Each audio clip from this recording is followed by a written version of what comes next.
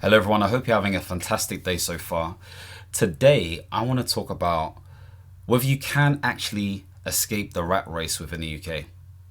And I guess this is applicable to many people across the world, but of course, because I'm in the UK, it makes sense to talk about the UK. Now, what is the rat race? The rat race is essentially earning your keep, but feeling like you're not getting anywhere, essentially, you know? And so essentially, there are millions of people around the world, around the globe, in the UK that are working, let's say, a 9 to 5 or another type of job, or even in a business, and they feel like they're just running to stand still. That is what the rat race is. And so there have been multiple things out there that have stated that there is a system at play that prevents individuals from getting out of the rat race. Now, whether you believe that or not, getting out of the rat race, I'm assuming at least anyway, is a difficult thing. I'm part of that too. And so I just want to talk to whether it is actually achievable or if it's something we just need to let go and get rid of. Now, there's a guy called Robert Kiyosaki. Many of you may know who he is. He wrote a book called Rich Dad Poor Dad. A lot of different individuals, entrepreneurs, have essentially said it was one of the first times that that book validated their understanding of how to get out the rat race, or at least looking at life slightly differently from a financial standpoint. And I've actually done a deep dive on this. I've got 2 videos speaking about the game, the Cash Flow Quadrant, which was created by Robert Kiyosaki and his team, and my lessons in terms of what I've learned when it comes to coming out of the rat race via this game. So you should definitely check it out, because when you play that game, it really emulates real life. So just thinking about that stuff. Now, really and truly, I've been talking a lot about the UK economy. I've got my notes as per usual. And there are certain things that I want to highlight. So here I've got, and this is from the Office of National Statistics. So the UK economy shrank by 0.1% in January of 2025, so January this year, following a brief 0.4% growth in December 2024. Okay, so over the past 3 months, the economy only grew by 0.2%, with production and construction sectors shrinking by 0.9% and 0.2% respectively. And the services sector saw an increase of 0.4%. So there's a mixed bag here. What is this really saying? This is essentially saying that in December, it wasn't as bad, but in January, it was bad. That's essentially what it's saying, with a mixed bag across different sectors. Now, services is doing better compared to other areas, but that's typical for the UK, because the UK heavily relies on the services sector. We don't grow anything. We don't grow potatoes or rice or pineapples or whatever it may be. All of that is imported in from other countries. But what we do grow here is services. And what does that mean? Services are dependent upon knowledge. And so intellectual property is big within the UK. Intellectual property, innovation and research, things centered around doing stuff for other people based on an aligned methodology and process. If we think about the Magna Carta, okay, and I think, again, people can correct me on this if I'm incorrect in saying this, but back in the 13th century, I want to say, this is the first time where authority was devolved from the monarchy, from the kings, the queens, etc., and devolved into government. And so that ideology, that sort of like understanding of that there's a specific way of doing things, or a process-driven way of doing things, heavily comes from the UK. So we are kind of like the hub for that sort of space. And now, of course, there are many other countries that can do this well as well, whether that's in Asia, Africa, America, X, Y, and Z. But stereotypically, the UK is that space. And so when we think of the UK, we think of, again, academia, innovation and research and institutions. We think of legalese, regulation, finances, management consulting, accounting, all this different type of stuff all links in with the UK. And so depending on what sector you're in will determine actually how things are going. Now, of course, we already know that there are some changes that are happening. West Streeting had an interview with Sky News, I believe, this morning in relation to some of the changes that have happened over the last couple of days and what the plans look like following the spring budget that will be announced on the 26th of March of this year. And it's clear that the system is changing. The system. And I need to explain to you what this system is before I get back into the whole sort of like rat race conversation. Now, really, the system that is being spoken to, that you and I understand, is that, okay, there are a bunch of people who are kind of like controlling things X, Y, and Z. But that's a simplistic view. Really and truly, the frustration that Parliament faces, or government faces, should I say, is that they don't feel in control of some of the decisions that need to be made for the country. So there's less accountability.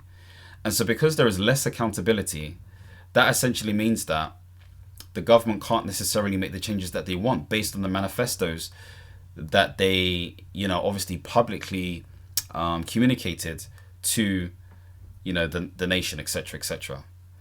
And so their solution is to get rid of or remove, different sort of oligarchies less oligarchies, but more quangos, arm's length bodies, basically the administrative layer that advises or does the bidding for the government.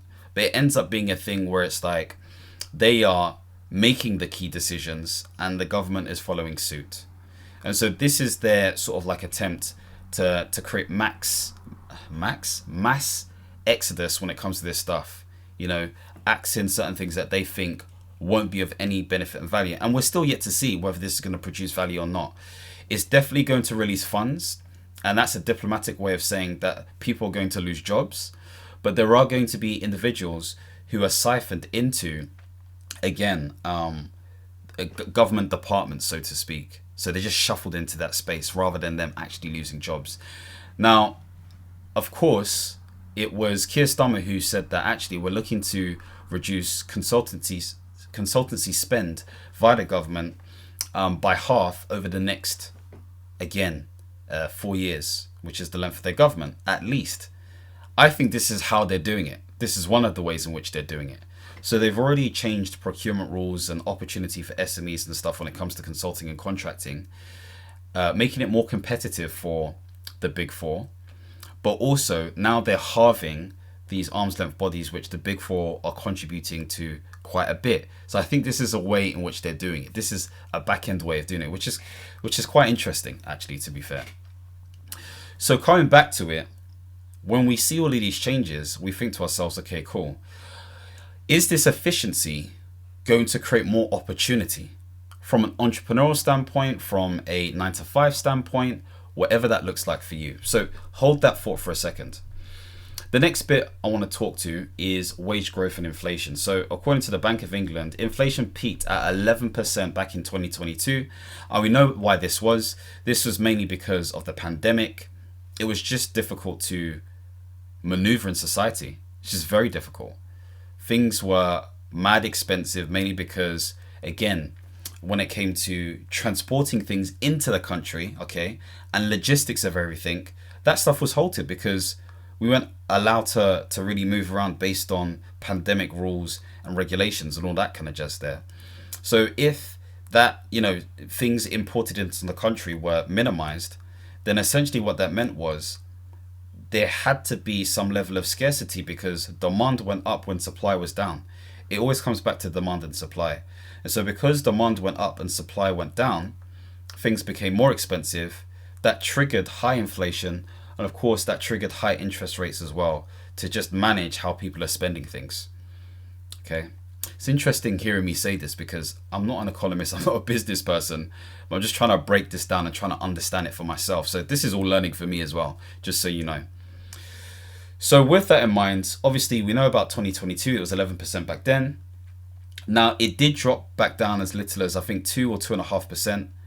And that is as late as 2024. And so essentially what we're saying is that inflation has dropped, which means interest rates has dropped. I think interest rates are now at like 3% or so based on the Bank of England, and it's due for an update around this month, I think it's the 20th of March, but you can check to see if I'm correct or not.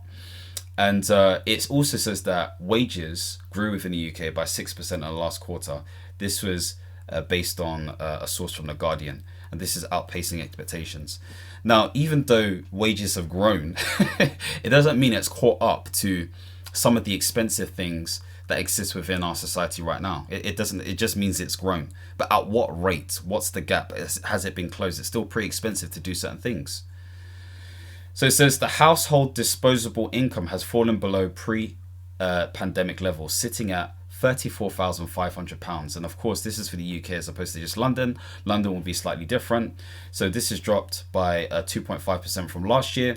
And this source was from the Financial Times, which probably got it from the Office for National Statistics as well. So essentially, inflation adjusted income isn't necessarily improving. And this is what I was basically saying before. It's just a fancy way that my notes are basically saying it. So what does this mean, essentially? Things are still expensive. Things are still hard. There have been improvements, but it hasn't caught up. Like, how much we make has not caught up. And there are many reasons for that. There is a question to say whether we have necessarily built a resilient country in such a way that we are prepared for the future trends. Okay, so future trends centered around when it comes to the technology sector, the health sector, the energy sector, the security sector, production as well, when it comes to agriculture and environment and all that kind of stuff there. Not for the sake of doing it because of certain government not even government forums, world forums and world groups, but because inherently the nation needs this stuff.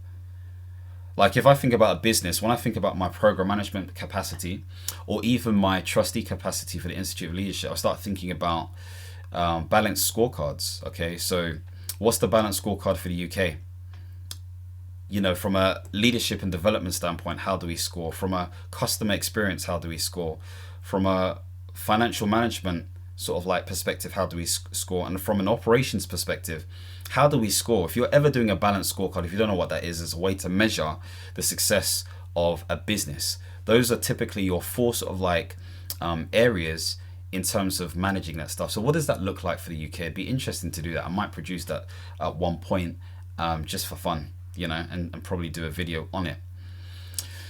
But it feels like it's not doing well. It's not doing good enough, because we don't really talk about the leadership and development aspect enough. We talk about the operations, which is really around regulation, government, policy, etc., etc. We talk to the finances, so we talk to GDP, productivity, growth, etc., etc. Do we talk about customer experience? What does that really mean? Who is the customer here? And I guess the customer is the UK peoples, and also people who come into this country. Like, what is their vibe? But I guess the customer experience thing is stuff that you pick up maybe on the YouTubes or the social medias, etc., etc. So anyway, I know I'm diverting, but I'm coming back to the point, I promise you. So, can you build business in the UK? Well, I will talk to some points here. Again, it says here that, and this is from Reuters 2025, that creating a business within the UK is at the slowest rate it's been since 2010. Okay, so this could suggest that fewer people are setting up a business. And of course, we're not talking about side hustles that are not registered. We're talking about registered businesses here. And that could mean anything. Okay, there are hundreds of thousands of businesses that register in the UK each year. And it also says here that, okay, well, of those businesses, which ones actually make profit? Well, the ONS data suggests that the business survival rates show that only 40% of businesses make it past the third year. 40% of businesses. And these services are particularly in technology and financial services. They have higher success rates. Now, this is ONS 2025, but I want to say something. It's a bit frustrating. And I know I've said this in my videos, but I'm only talking about where the opportunities are. It's a bit frustrating for some of you guys who feel like they have no, like, they can't relate to technology or finances. They want to do other stuff.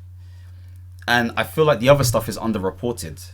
It's not just the creative sector, but I'm just going to say anything outside of management consulting, financial services, and technology. I want to say there are definitely other stuff. They're just underreported. And so maybe there's one of you who can actually do the deep diving or research or set up the research or data behind understanding what those sectors look like. And I'm sure there are institutions, charities, organizations that talk to this stuff. I personally just don't enough. Maybe I could.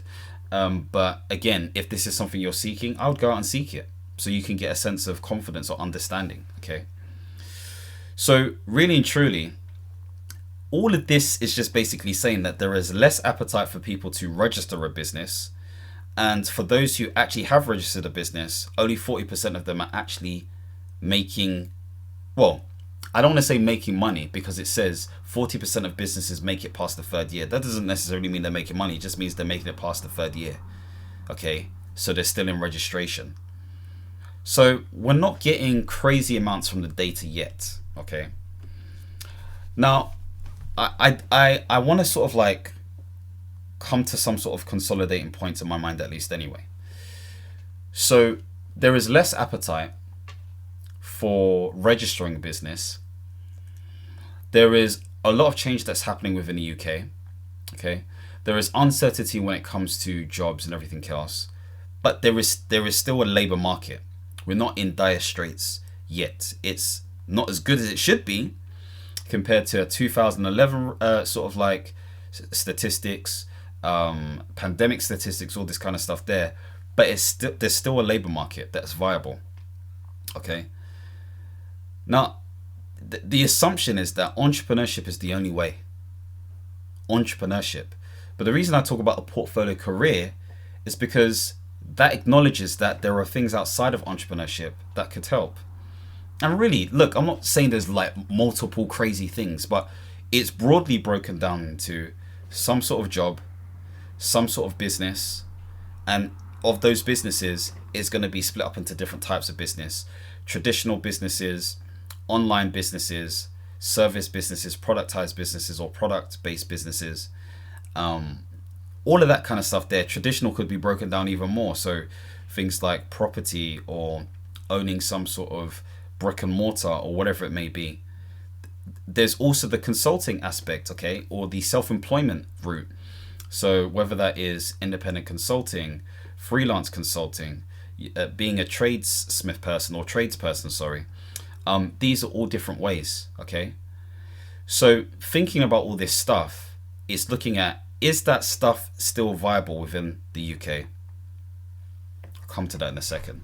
Now, of course, if the UK doesn't feel viable, what are the other options? Well, really and truly, there's online and remote work. That becomes the focus and the option. Now, that doesn't sort of like take you away from not owing taxes from the UK, okay? But what it does mean is that you may be able to find higher demand elsewhere, because this is about demand and supply. Does supply meet demand? And some entrepreneurs online may say, actually, you should create the demand. And the question is, do you ever really create demand? You can drive a sense of urgency, but demand is always there. It's just whether someone communicates things in a way that realizes that demand, okay, that creates that untapped potential that hasn't been tapped into. So maybe there is a demand that you can recognize that commercially people haven't necessarily recognized. But if we're thinking back to the online and the remote space, there are going to be other countries like the UK that don't necessarily have the same types of people who deliver on certain types of work. This could be work or consulting or business. So places like Canada, the US, the west of Europe, so the places like Germany, France, Italy, Spain, all of that kind of stuff there. So there are probably things that you could do in those spaces where there is probably demand. There's also emerging markets, okay, expanding into Africa and Asia and the UAE. And there is definitely demand for more specialized services. And I was having a conversation with my cousin-in-law yesterday, and she was talking to something that I've had many conversations about in the past, which is centered around the fact that actually there are things in the UK that some of these countries don't have. But you have to know the people, go to the places, do the research, all this kind of stuff to understand what is missing. Because as opposed to being heavily regulated and heavily reliant upon the state within those countries, privatization or private companies or entrepreneurs, they thrive because there are opportunities to meet demand, and these countries open it because they want their country to improve, and they believe that innovation is key. And this is why these countries are emerging by nature. They're emerging. There is a trend of them going up. There is a lot of these individuals who have young, ambitious individuals there, and they require the governance and or the methodologies, the processes, the experience, the skills that the UK possesses. And when I say UK, I'm talking about the whole cocktail and mix of diverse individuals that exist within the UK. They want that. They want that experience into their healthcare system, into their transport system, into all of these different things. I'm not basically highlighting where you can find this stuff because I personally don't necessarily know all of these different things. But you can find that out. You can find it out if you're serious about it, if you want to do these things. And so bear this stuff in mind. So what conclusion am I coming to? Is there still opportunity within the UK? Can you come out of the rat race? Yes, you can. But it's going to be bloody difficult. Let's not lie. It's going to be difficult. And that yes is like, well, anything is possible. It's that sort of yes. But this is a question of, and I want to be very careful what I mean here, because I know people are like, it's not just that, it's many other things, which they're correct in saying. But this is a question of mindset. Okay, this is a question of mindset. Bearing in mind the challenging environment that you're in, the types of people you're around, the climate and the culture of the people, there is a lack of confidence within this country. I'm included in this. There is a lack of confidence in this country, 100%. And so this is why mindset is going to be key, and a sense of community is going to be key when it comes to this stuff. Because yes, you can have all the mindset in the world that creates an internal environment, but that gets propelled by people making a difference, whether we like it or not. And that's through community, or a sense of community. That's through getting the knowledge. And it's, some of this stuff, or maybe all of this stuff I've said, already, which is great. But what is being done with it? Do you have the mindset of, okay, I'm going to edge ever so closer to trying to work this out? Or is it like, I know enough, I don't need to do or know anymore, and I'm just going to actually do what I'm doing? Both is okay depending on what your goal is. And that's my point. It's all dependent upon you. Not what I'm saying, what anyone else is. It's what you want and what you're doing with what you want. So yes, entrepreneurship is obviously an option. Can you do it with a 9-to-5? I'm going to say not many 9-to-5s, no. But of course, there are many people who are working within their 9-to-5s, and you'll see people talk about this online, where from early they've been investing in the right things, and it's the same stuff. It's going to be property. It's going to be some sort of stocks and shares, ETFs, S&P 500, which is an index. There may be stuff like rent-to-rent opportunities, or some of these high yield opportunities where you provide money and then you get a return, all of that kind of stuff there. So there are all these conservative approaches that people may take. Some people have done it through more riskier means, okay, if you want to call it that, such as trading. And I find this interesting because being a trader is deemed as a negative thing. However, the skills that you learn in trading is great for those conservative things that I've spoken about, because you need to know all of this stuff that I've discussed within the space, and understanding how markets move is fundamental, at least anyway, to understanding some of your stocks and shares rather than just lumping the money in. But of course, a lot of people get a get out of jail free card by just throwing it into an index fund like an S&P 500, even though it's dropped heavily over the last couple of weeks or days. That is naturally going to get a 7 to 12/14% return year on year if you invest over the next 5 to 20 years. So you kind of have to satisfy your lack of patience and have delayed gratification in order to make some of these things work. And that's with anything, to be honest with you, because fast, I can't say that how fast is fast. I don't know. It's how fast you want to move and how fast the system allows you to move, or the conditions allow you to move, or your money allows you to move, or the opportunities allow you to move. It's all very context based. So bear all this stuff in mind. So success of entrepreneurship in general is low anyway.